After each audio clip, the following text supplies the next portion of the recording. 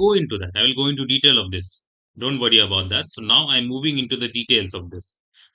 So, first of all, I'm just going to reiterate what I was just saying. What the big three means. The big three refers to Roger Federer, Rafael Nadal, and Novak Djokovic, who have dominated the men's tennis from the early 2000s till the mid 2020s. They're still doing it right now. And together, they have won more than 65 Grand Slam titles, occupied the world number one ranking for more than 900 combined weeks, as I just told right now. And the rivalry is not just about the titles, it's about contrasting personalities, playing styles, and mentalities. So it's been amazing last 20 years. And moreover, the playing styles I was just talking about, right? Federer is basically known as the artist who is known for his elegance and smooth shot making. Rafael Nadal has always been the warrior who has been very intense, and his physical dominance and the never give up attitude.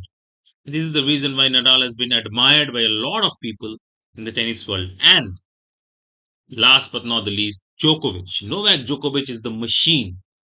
By machine, I just want to iterate one thing, that he was and he is still is.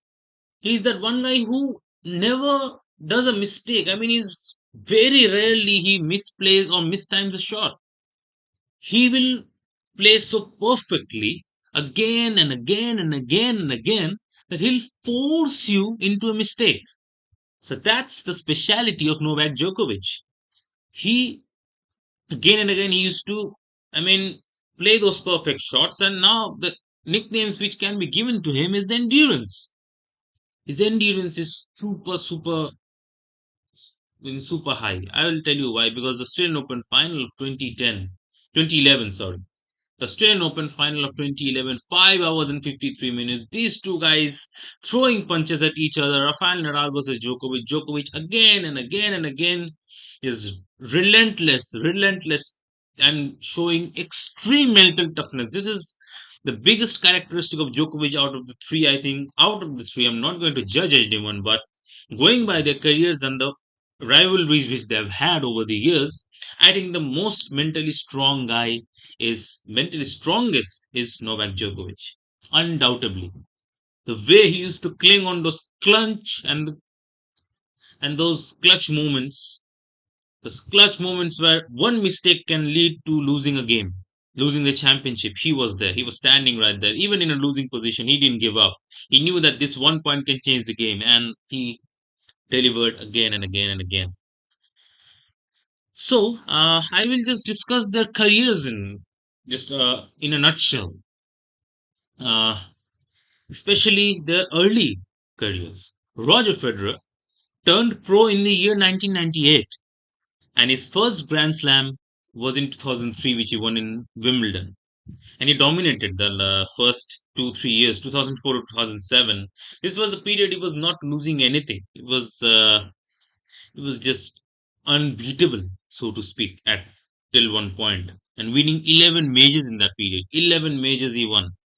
And he revolutionized tennis with graceful one-handed backhanded precision. Oh, this is the greatest thing which ever happened. The one-handed, beautiful one-handed backhands which he used to play. Those extension of the arm like that, and the way the backhands and forehands used to come, it was amazing to see. It was very inspirational. The way he revolutionized that one-handed backhand, it was beautiful to see. Rafael Nadal made his debut in the year, I think it was in 2003, I think, if I'm not wrong, at the age of 15. Won his first Grand Slam at the age of 19, 2005, French Open. And he's known for winning 14 French Opens, as I just discussed, establishing unmatched dominance on clay. And it's unbelievable the way he won one after one French Open. And it was just like that. Whenever French Open used to begin, we knew that, okay, what's the point of discussion? This guy is anyways going to win the French Open, because it was the fight like who will face Rafael Nadal in the final. Who will face Nadal in the final? Because they knew the end result. Rafael will win the final. Nadal won't lose a final at Roland Garros. And his early matches against Federer at Roland Garros were actually iconic. It's true. And with Novak Djokovic as well. and Novak Djokovic too. I think it was amazing. It was amazing to see this rivalry with Novak Djokovic and Roger Federer. And Novak Djokovic turned pro in the year of 2003, breakthrough in the year of 2008 with a Australian Open win. And he reached new heights in 2011, won three slams in that year. And this year, 2011, I'll tell you, 2011, 2010, I'll tell you why. Because 2010, he was going into the finals and he was losing them. And then suddenly changed something in his diet. Some new dietitians were hired, new coaches were hired, and all of that happened. 2011, 2015. Those 2 years were the best years of Novak Djokovic I've ever seen play. I mean, if you have seen Novak Djokovic play in those 2 years, he was untouchable. He was unbeatable at that point. Whatever forces you would put into it, he was that one guy who said, "Oh, you can't beat me." And his physical transformation was the key to his rise. His diet, change in the diet and flexibilities. He started doing yoga and all, and that was the biggest secret to his success.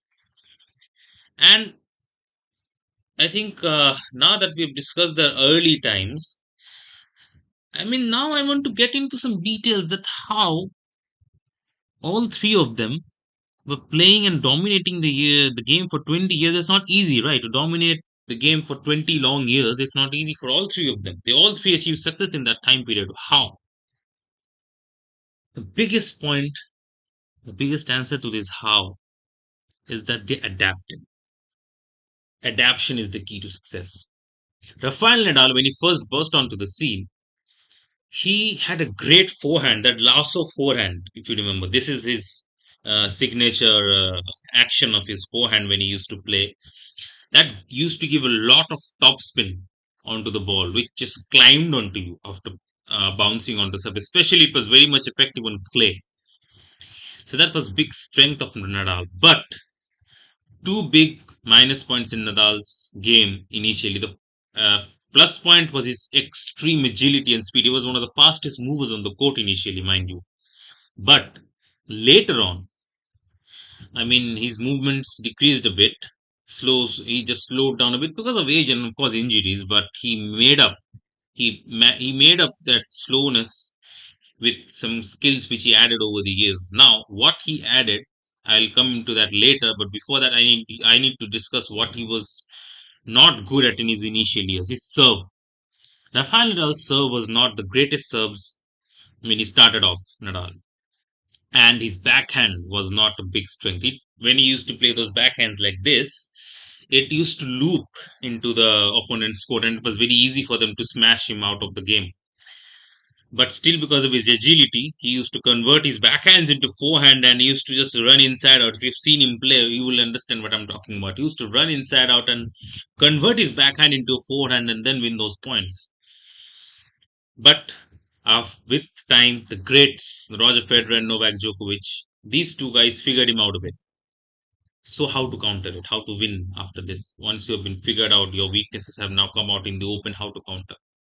He increased his pace in serve, his technique improved in serve, and he improved his backhand a lot.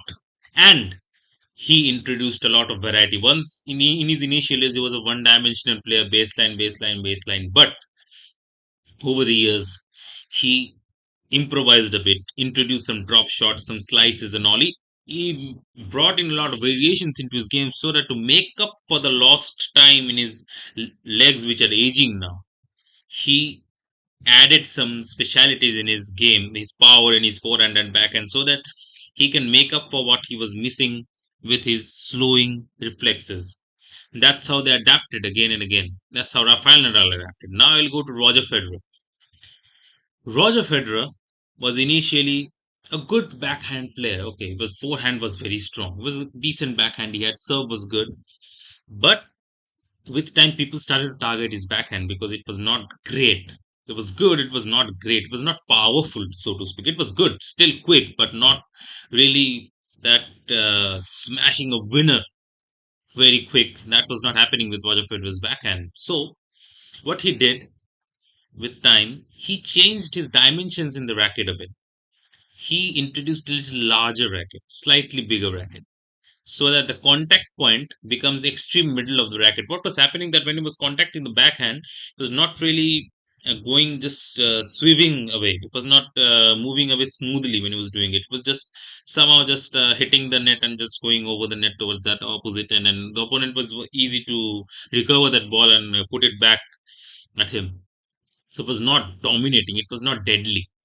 So he increased the dimension in his racket a bit, and that's what brought in an extra X factor into his game. His backhand became more dominant, and very, very subtle change which he did in his game to dominate and to adjust to this improving rivalry was that he started to contact the ball a lot earlier, very early contact. Once he used to contact at this point, is the eye line for my perpendicular to my body. So this is the point which is contacting. But after that point, he used to start contacting here before, ahead of the eye line, ahead of this line.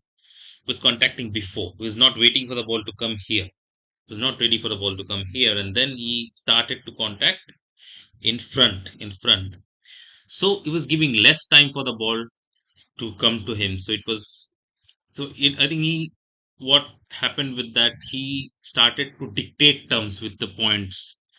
It's tough to do, very tough to do. But he adjusted that and he changed the backhand technique a bit, tweaked his technique a bit so that it became a dominating force, and that helped him beat Nadal in the later stages of his career a lot, a lot. It helped him a lot to beat his in Nadal in his own game.